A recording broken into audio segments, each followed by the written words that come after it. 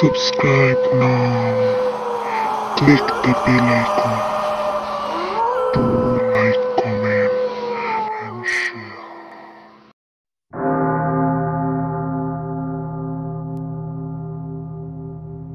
Hello viewers, আমি লামিয়া আপনাদের স্বাগতম জানাচ্ছি লামিয়া স্টোরি ল্যান্ড চ্যানেলে। আমরা আমাদের এই চ্যানেলে সকল ধরনের গল্প, উপন্যাস, সত্য ঘটনা, ছোট গল্প ও বিদেশি গল্পের অনুবাদ দিয়ে থাকি। সকল গল্পগুলো আপনারা চ্যানেলের প্লেলিস্টে পেয়ে যাবেন।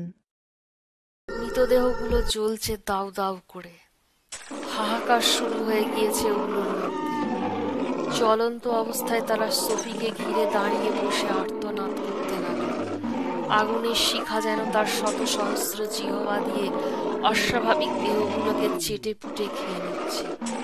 আর্তনাদ করে উঠল গ্রিমলক এবার নিজেও, যেন ওর শরীরেও লেগে গিয়েছে আগুন। ওদের বাঁচাবার চেষ্টা করতে লাগলো গ্রিমলক। সোফি ব্যাপারটা লক্ষ্য করে একটা নতুন আইডিয়া ওর মাথায় প্রায় এসে পড়েছিল, কিন্তু সবকিছু ছাপিয়ে ওর মাথায় তখন ঘুরছে জোসেফ। সে ছুটে গেল জোসেফের কাছে। তার স্বামী ঠিক আছে কিনা তাকে দেখতে হবে। জোসেফ চোখ বুজে মাটিতে পড়েছিল। সোফি ওর গায়ে হাত রাখতেই সচমকে চোখ খুলে তাকালো সে। ওটাই গ্রিমলকের ঘর। ওখান দিয়ে ওরা কিছুতেই নিরাপদে অতিক্রম হতে পারবে না। এবার জোসেফের গলায় কতকটা অনুনয় ঝরে পড়ল। তোমার দোহাই লাগে সোফি, প্লিজ চলে যাও। ওকে হাত দিয়ে সরিয়ে দিতে চাইল, কিন্তু সোফি নড়ল না। দৃঢ় গলায় বলল, কিচ্ছু হবে না আমাদের, জাস্ট 1 মিনিট সময় দাও আমাকে। জোসেফকে স্বার্থপরের মতো একা ফেলে রেখে সোফি কিছুতেই এখান থেকে কোথাও নড়বে না। জোসেফের গায়ের শার্ট রক্তে ভেজা। না জানি শার্টটা খুললে ভেতরে কতটা গভীর ইনজিউরি দেখতে পাবে। যেভাবে আহত হয়েছে জোসেফ, তাতেও বেঁচে আছে কি করে এটাই ওর কাছে পরম আশ্চর্য ঠেকছে। কিন্তু চিন্তাটা মনে আসা মাত্র মন থেকে ঝেড়ে ফেলে দিল সোফি। না, যাই হোক, জোসেফ ওকে কিছুতেই একা ফেলে চলে যেতে পারে না। ও জোসেফের জন্যই বেঁচে আছে, জোসেফ ওর জন্যই বেঁচে আছে।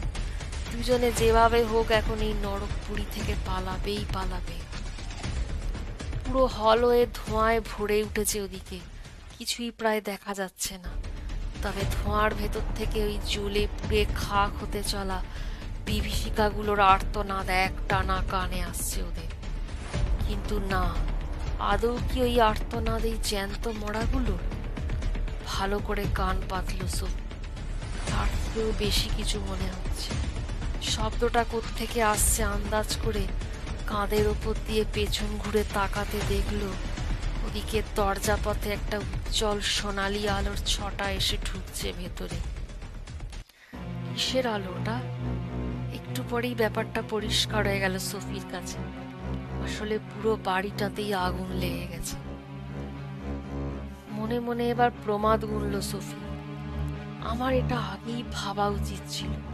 এই দুর্গের বেশিরভাগ জিনিসই পুরনো কাঠের তৈরি, আর এই জ্যান্ত বিভীষিকাগুলো জ্বলন্ত অবস্থায় ওই কাঠের ফার্নিচার আর দেয়ালের ওপরে গিয়ে পড়া এই কাণ্ড। হঠাৎ এবার সবকিছুর শব্দ ছাপিয়ে একটা উচ্চনাদের শব্দ কানে। এ যেন উচ্চ ঈশ্বরে কোথায় আর্তনাদ করছে। অবশ্য আর্তনাদ না গর্জন ঠিক বোঝা গেল না।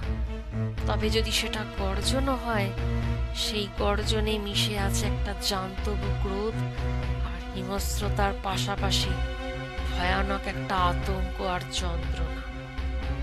আসলে এটা গ্রিমলকের গর্জন। বইটায় লেখা ছিল গ্রিমলকের হৃৎপিণ্ড ভেদ করার কথা, কিন্তু অশরীরী অপার্থিবে জীবিত প্রাণীর মতো হৃৎপিণ্ড থাকে না। আর যেহেতু থাকে না, তাই সেটা ভেদ করার প্রসঙ্গ আসছে কোত্থেকে? এই বাড়িটা গ্রিমলকের পুঙ্খানুপুঙ্খ নির্দেশ মেনে তৈরি হয়েছিল। এই অস্বাভাবিক অট্টালিকাকে তাই সময় সময় দেখলে মনে হতো যেন জেগে উঠেছে, জীবিত প্রাণীর মতো রক্ত ঝরত এর গা দিয়ে। এই নর্থউড ক্যাসেলটাই হচ্ছে এই গ্রিমলকের হৃৎপিণ্ড। ধ্বংস করতে হলে এই ক্যাসেলটাকে ধ্বংস করতে হবে। আগুন লক লক করতে করতে ক্রমশ সারা বাড়িতে ছড়িয়ে পড়ছে।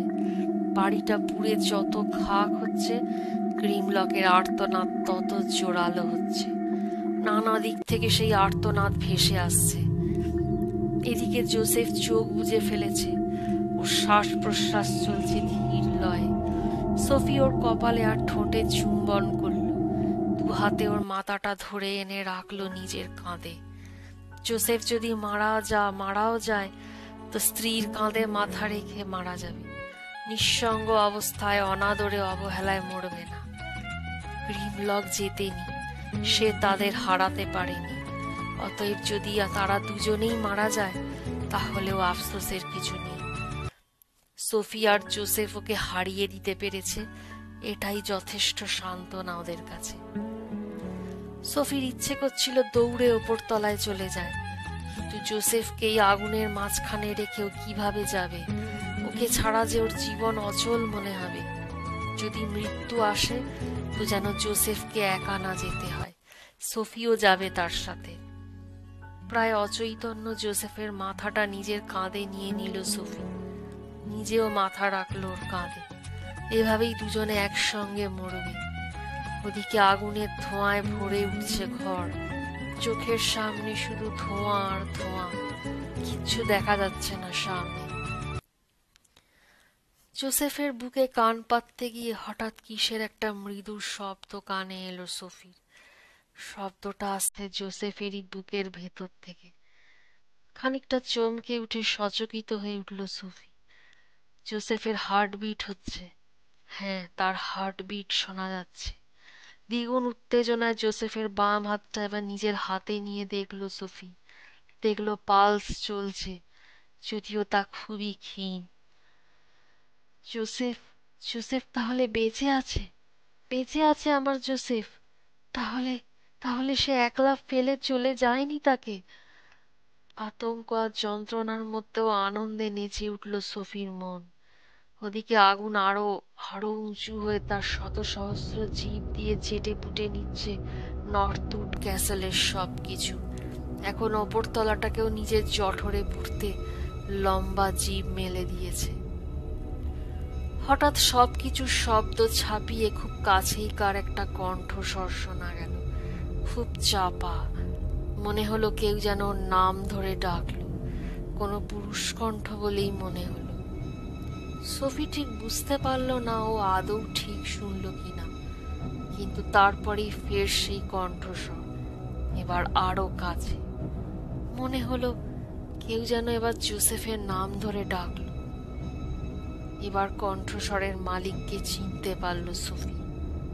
এই কণ্ঠস্বর গ্যারেথ কাকার কণ্ঠস্বর।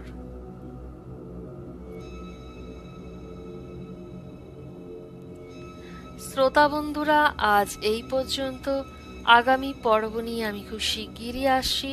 আপনাদের আমাদের চ্যানেল ভালো লাগলে দয়া করে আমাদের চ্যানেলটিকে সাবস্ক্রাইব করবেন, লাইক করবেন, কমেন্ট দিয়ে নিজেদের মতামত জানাবেন। ধন্যবাদ।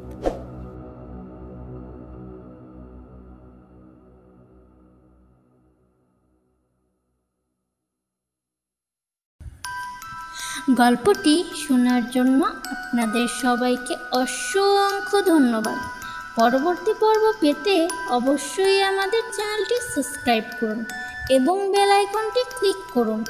গল্পটি ভালো লাগলে অবশ্যই ভিডিওটিতে লাইক ও কমেন্ট করে জানাবেন। শুভরাত্রি।